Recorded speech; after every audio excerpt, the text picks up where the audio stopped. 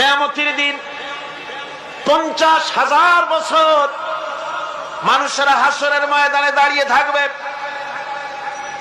50,000 বছর বিচারের দিনটা লম্বা হবে 50 আলফা সানা মিম্মা তাউদ্দুন।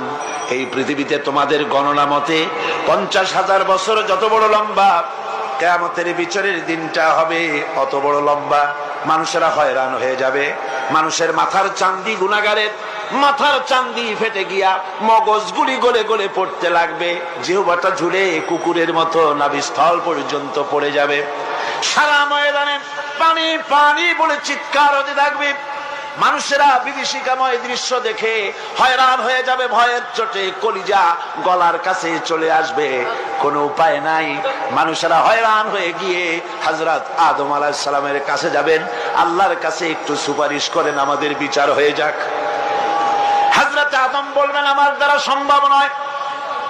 আমি নিজে আল্লাহর এক হুকুমকে ভঙ্গ করেছিলাম। জানি না আল্লাহ রাব্বুল আলামিন আমার সাথে আজকে কি ব্যবহার করেন। মিয়া সাহেব মাথা খাটান, বুদ্ধি খাটান, চিন্তা করেন, আকল দিয়ে, বিবেক দিয়ে। আবাল বাশার আদম আলাইহিস সালাম আল্লাহর দরবারে কথা বলতে সাহস পাবেন না। বলবেন নূহের কাছে যাও। নূহ আলাইহিস সালাম বলবেন, আমি পারবো না।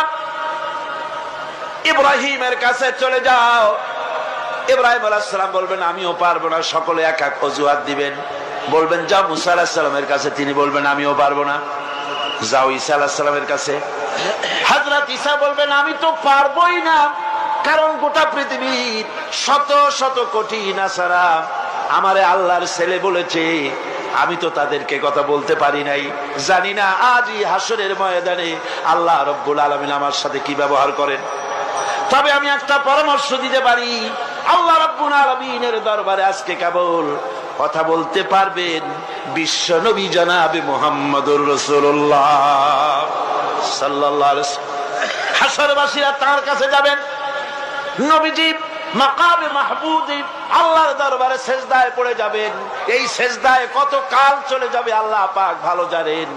সেজদায় পড়ে শুধু কাঁদতেই থাকবেন। রব্বুল আলামিন বলবেন, হাবিব মাথা উঠান, আপনার দরখাস্ত